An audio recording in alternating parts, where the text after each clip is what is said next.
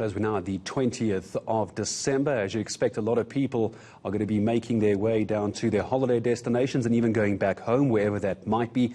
Throughout this morning, the N3 down to Durban, we'll be looking at that. It's already getting busy this weekend as people are making their ways on their way to their holiday. The Transport Department has urged them to act responsibly, both on the road and inside their vehicles. But there's a change, of course, due to COVID-19.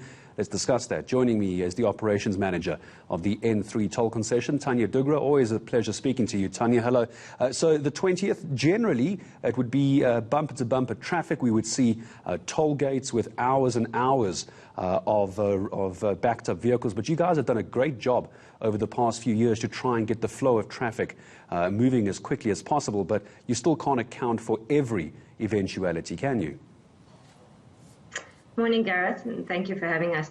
No, you're correct. There's just some things that are out of our control, human behavior, and people not listening and following the rules. But as much as possible, we do everything within our power to ensure that people arrive safely at their destination.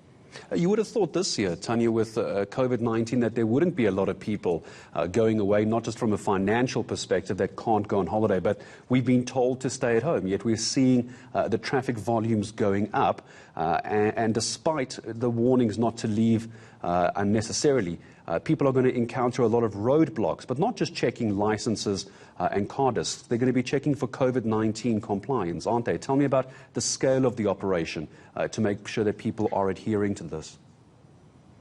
Well, there are wide-scale operations in place on the entirety of the N3.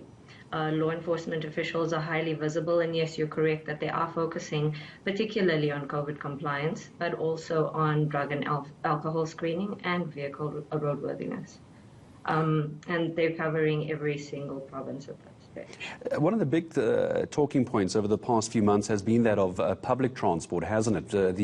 The protocols in place, and just how severely are authorities going to view public transport, particularly taxis, which could be taking up to 8, 12, 15 people sometimes. How seriously are authorities going to be clamping down on that if you're not wearing your mask in a public vehicle? Well, I think that given that we're in a second wave, it's really, there's a bigger emphasis on compliance, but I think that basically applies across the board. So yes, there is a big focus on public transport and ensuring that operators as well as passengers are being compliant with the regulations, wearing their masks, sanitizing regularly, but that's applying across the board to all travelers.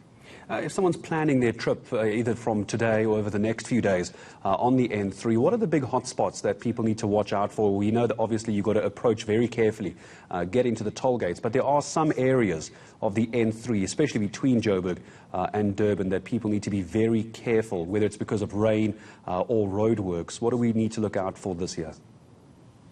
Well, fortunately, all of our construction activities have ceased for this year, with the exception of any emergency maintenance works that might have to be carried out.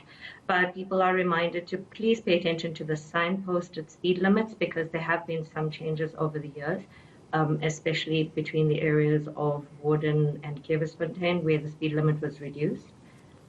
Also, just reminding people that, yes, approaching toll plazas, it's going to be busy. We are already seeing queues arriving this morning, or sort of high volumes arriving this morning. Unfortunately, no queues. Our plazas are prepared to handle the traffic, but we've also got contactless payment methods, including self-service swipe card readers, which allow road users to process themselves through the lanes with their credit card.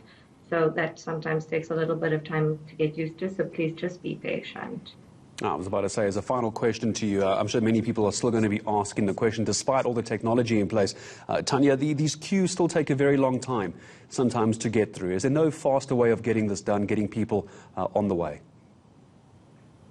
Well, I think the best way that we could recommend to everyone to be processed quicker would be the use of tags, because it's a perfectly contactless payment method and they can be processed without coming to a complete standstill. We have dedicated tag lanes at the end on the N3, but all of our lanes are also provisioned so that you can pay with the tag in every single lane. present, that would be the quickest way to go. It is the quickest way. I've seen those people who drive up on the right-hand side and just don't even bother stopping. The boom just opens and off they go. I think it's a good idea. Thania, thank you very much indeed. All the best to you and your team. I'm sure we're going to touch base again with you as we head up to Christmas and New Year's.